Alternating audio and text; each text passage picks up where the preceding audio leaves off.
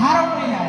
এখন স্বয়ং গোবিন্দ আমার মধ্যে বিরাজমান প্রকাশিত, যিনি কীর্তন করেন উনি স্বয়ং ভগবান। এখন যদি বলেন এত রিঙ্কু ধরিয়া গ্রামে, তাহলে অপরাধ হয়ে যাবে। শুধু আমি না, যে কোনো কীর্তন তার নিদর্শন গৌরবে দিলেন। বিনাদপি শুনিছেন কর রিব সহিষ্ণু সহিষ্ণু না অমানিয়া মানো যেন করিয়া সদা। যিনি আমার গুণগান কীর্তন করবেন উনি সদা হরি। আমার কীর্তনের মধ্যে কোনো তফাৎ যে করে বিচ্যুত হয়ে যাবে।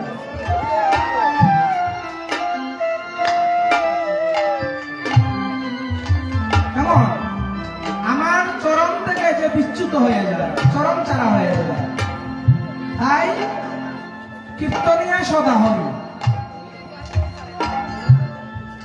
তাই কীর্তনিয়াকে গৌর হরি গোবিন্দ কত বড় উপাধি দিলেন, সদা হরি। তাই কীর্তনিয়া বললেন ভগবানের ভক্ত উচিত, ভগবানের নিবেদিত প্রসাদ ভোজন করা উচিত। কেন? কারণ গৌর গোবিন্দ কি করলেন? উপাধি দিলেন যে হরি, কীর্তনিয়া সদা হরি। তাই যদি হরি হয় কীর্তনিয়া, তাহলে হরি কি কৃষ্ণকে না দিয়ে আহার করেন, ভগবানকে না দিয়ে আহার করেন, ভগবানকে আনুষ্ঠান করেন। তাই কীর্তনিয়াকে প্রসাদ বুঝে কীর্তনিয়া সদা হরি। তাই যারা আমার গুণগান কীর্তন করবে তাদেরকে প্রসাদই দেওয়া হতে হবে। সুখ মুখে হরি কথা শুনো সবে শুনো, মন প্রাণ শীতল হবে। শীতল কখন হবে? যখন সুখ মুখে কৃষ্ণ কথা শ্রবণ করবে, তখন একটা কার্যকারিতা হবে। কেমন? তাহলে এই যে জপযজ্ঞ, তারা প্রত্যেকে প্রসাদী দেহ জপযজ্ঞ করতেছে।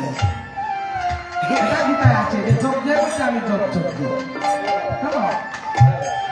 তাহলে ভগবান আজ নিজে আসছে কেন? আলার মধ্যে যে আনন্দ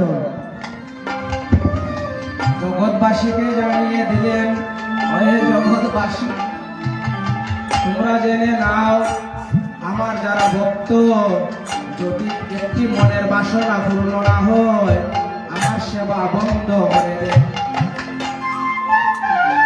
একটি বাসনা অতৃপ্ত থাকলে, আমার বাসনা অতৃপ্ত থাকলে আমার সেবা বন্ধ করে দেয়।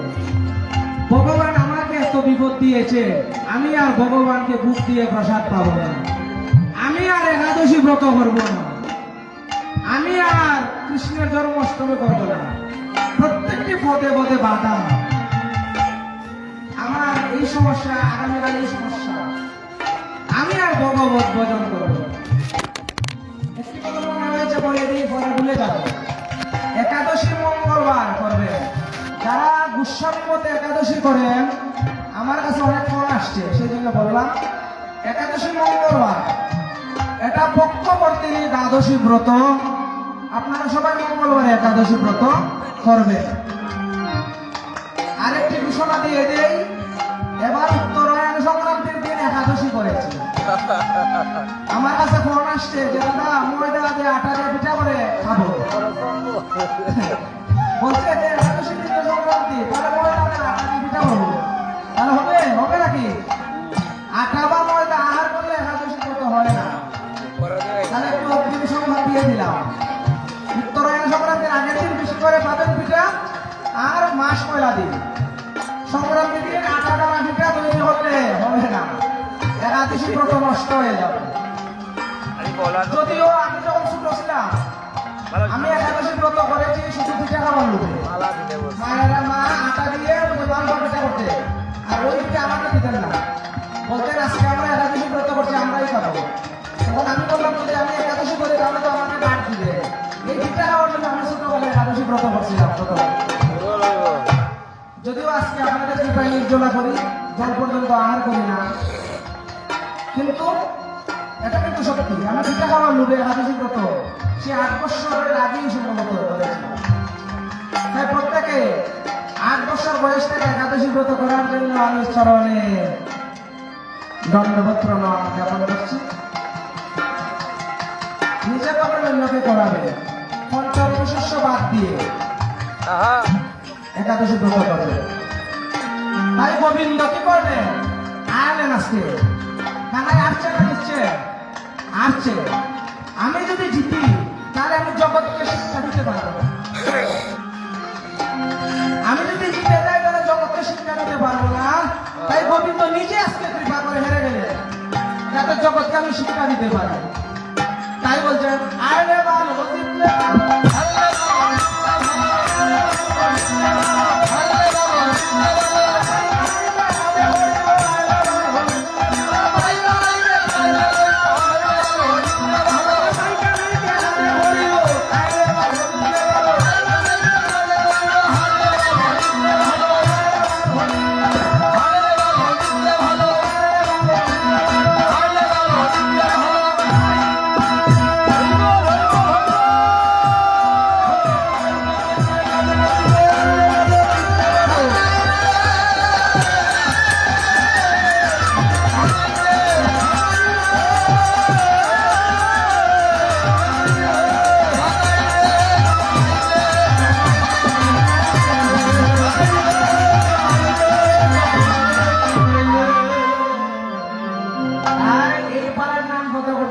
উত্তরাভিষ্ট।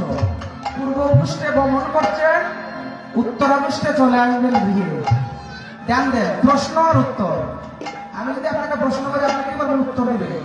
পূর্ব পৃষ্ঠে উচ্চারণে গেলেন আর উত্তর পৃষ্ঠে চলে আসবেন।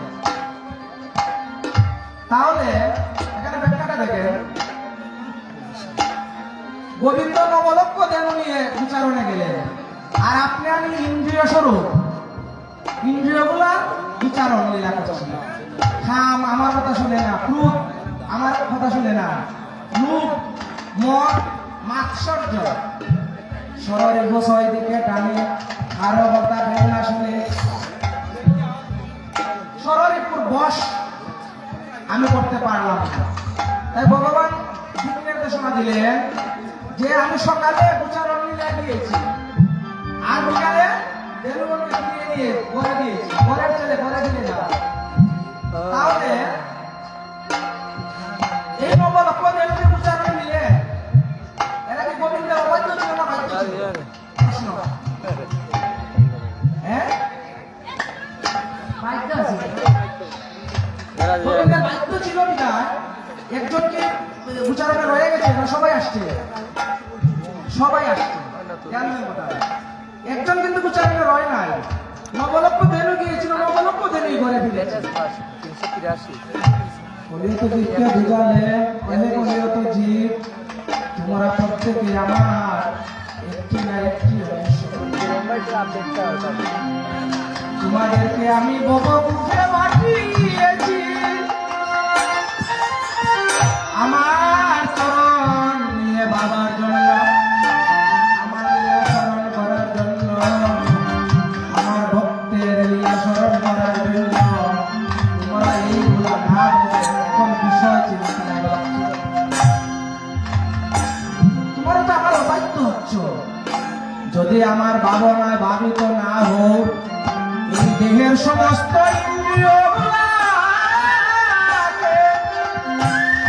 যদি আমার চরণে আত্মনিবেদন না করো, তাহলে দিন শেষে আমি তোমাদেরকে কেমন করে ঘরে ফিরাবো? এখানে ধ্যান দেখে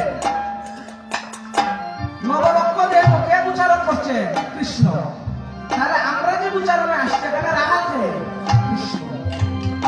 গীতায় অর্জুনের রথের সারথি কৃষ্ণ। অর্জুন বলছে ডান দিকে যাও, বাম দিকে যাও, পেছনে যাও, সামনে যাও।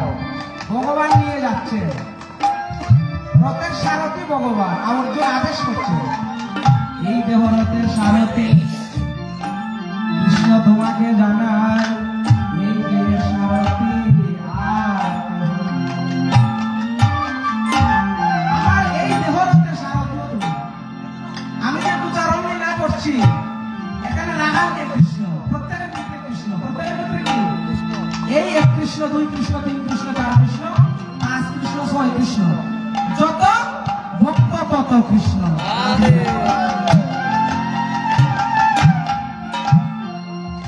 আমি তোমার ভিতরে থেকে তোমাকে দেখিয়ে দেই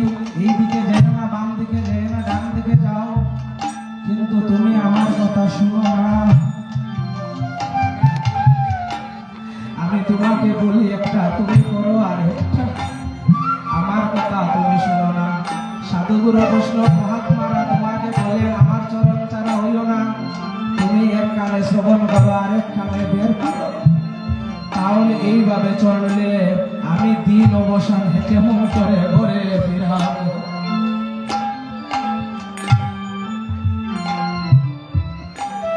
আমার বাবুটা যদি তুমি ভাবিত না হো, তাহলে আমি কেমন করে দিন অবসানে আমি তোমাকে ধরে ফিরাবো? গোবিন্দ কথা বলছে, অনেক বাধা আসে, কোন টাকা কিনো রাস্তা আসে, কিন্তু আমি তোমাকে পরীক্ষা করি যে তুমি আমাকে চাও, মনের মতো করে আমাকে চাও না আমাকে লোক দেখাবার জন্য চাও। তারা লোক দেখানোর জন্য আমাকে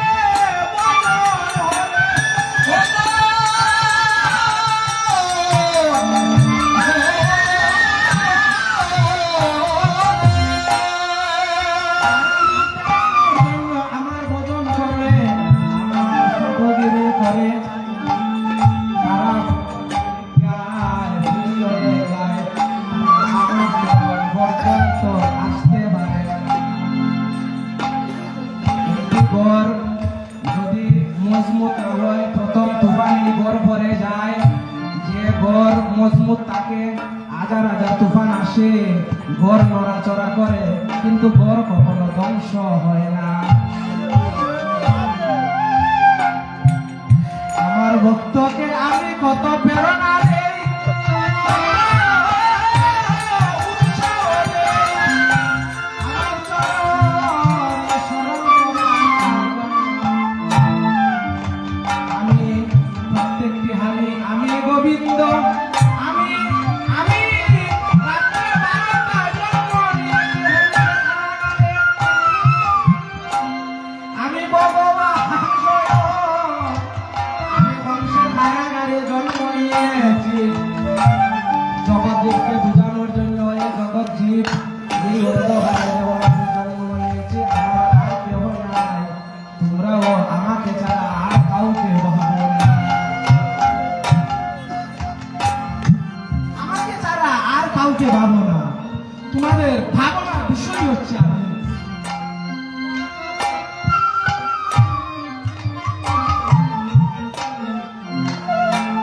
এইভাবে যারা নিরন্তর আমাকে নিয়ে ভাবে, মন মনা ভব মদভক্ত মজ্জাতি মাং নমস্কুর মাম এব ঐশ্বসি সত্যম দেবতি যারা তার মনকে আমায় দে, আমার ভাবনায় ভাবিত তাকে, আমার লীলা স্মরণ মনন করে, আমাকে ছাড়া আর কিছু ভাবে না, তাদেরকে আমি জন্মের মতো আমার স্মরণে আশ্রয় দিই।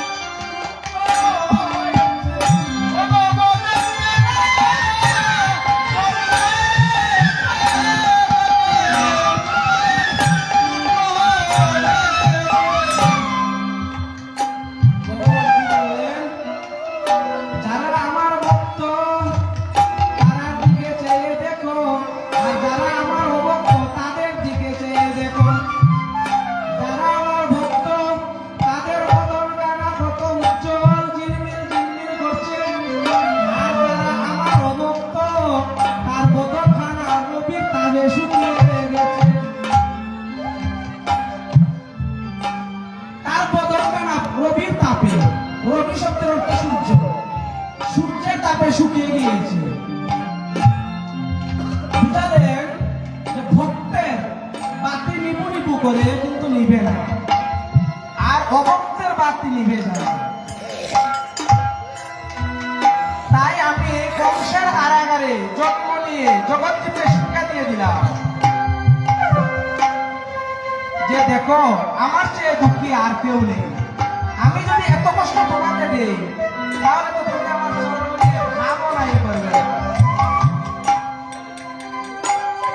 প্রখর রবির তাপে শুকাইল মুখ, দেখি সব সকাল বলে মনে অন্য আর না হেরি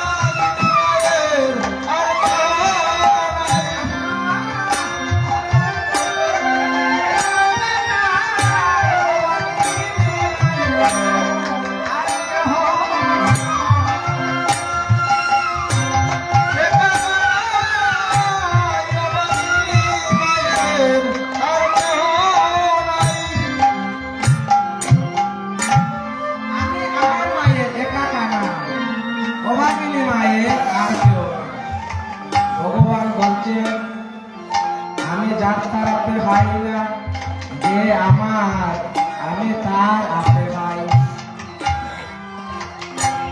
আমি যার তার হাতে খাই না, যে আমার আমি তার হাতে খাই। তাহলে যে আমার ভক্ত, ভক্ত হৃদয়ে আমি সতত বিশ্রাম, যে আমাকে ছাড়া আর কাউকে ভাবে না, আমিও তাকে ছাড়া আর কাউকে ভাবি না। তাই আমার চরণে যখন নিবেদন হয়ে যায় তখন তার দেহ অপ্রাকৃত, আর যে অনিবেদিত তার দেহ প্রাকৃত। তাই অপ্রাকৃত দেহ ভক্তের চিদানন্দময়, অপ্রাকৃত দেহ চিদানন্দময়, তখন তার দেহকে না ব্রজের দেহ, কিন্তু এই জড়তা রাখি কেন?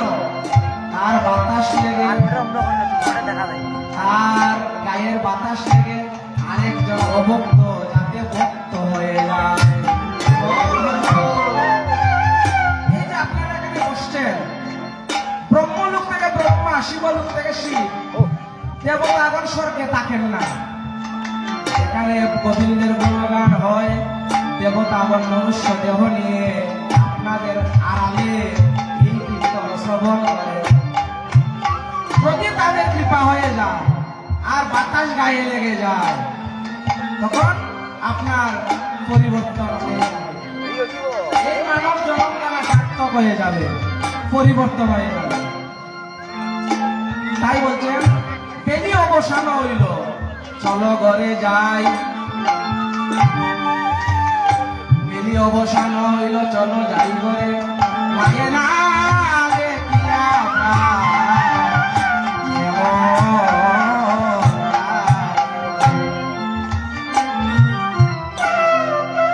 অর্থাৎ ব্যাখ্যাটা দেখে নিচে মাছ যদি জীবিত রাখেন তারা জল ছাড়া থাকতে পারে। যে মাছ জীবিত রাখতেন জলের মধ্যে, আমরা আগে দেখতাম মাগুর মাছ, ওই মাছ রাখতেন।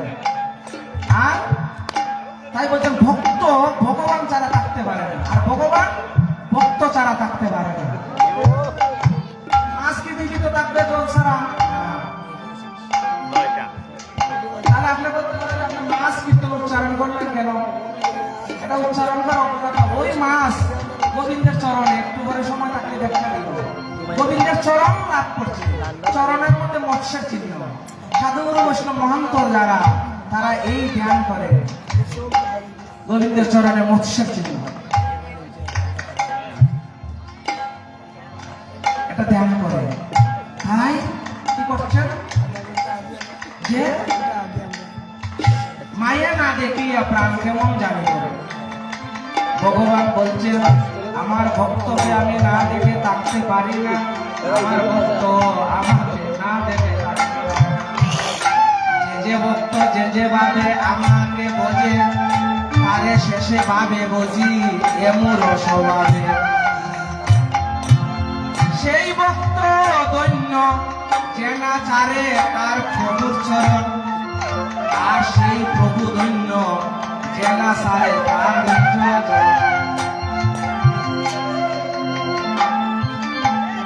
বলছেন আমার ভক্তর আমার নিজজন, আমার নিজজন, আর আমার পড়বে যে অভক্ত। ভক্তর আমার নিজজন, ভক্তকে আমি একবার দর্শন না করে থাকতে পারি।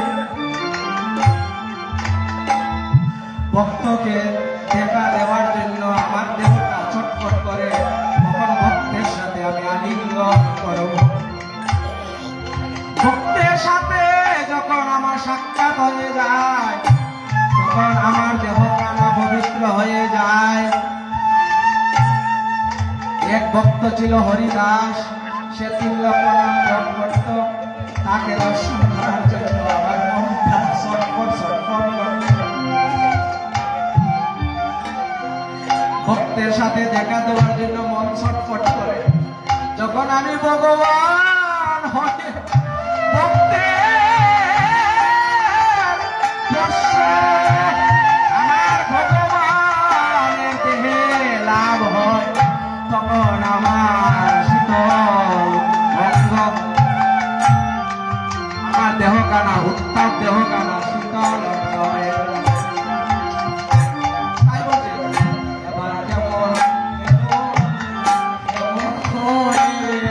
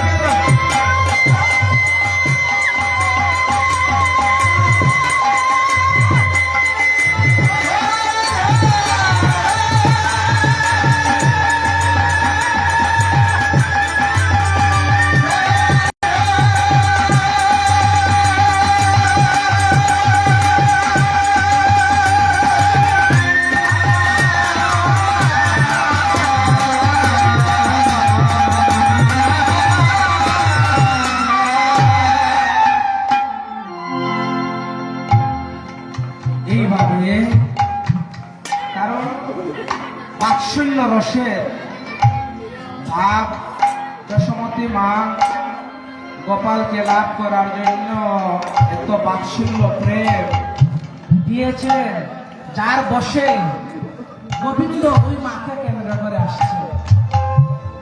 আমার মা যশোমতী বাৎসল্য প্রেমের হয়ে আমি আমার মায়ের একমাত্র ভাই। সে বাৎসল্য প্রেম এত ঘনীভূত মায়ের মধ্যে, এই প্রেম গোবিন্দ যার বসে যোগীন্দ্র মনীন্দ্র জ্ঞানেন্দ্র যারে ধ্যান করে পায় না, যশোমতী মা গোপালকে কানও ধরছেন, যশোমতী মা গোপালকে কানে ধরছেন, গোপালকে বন্দন করে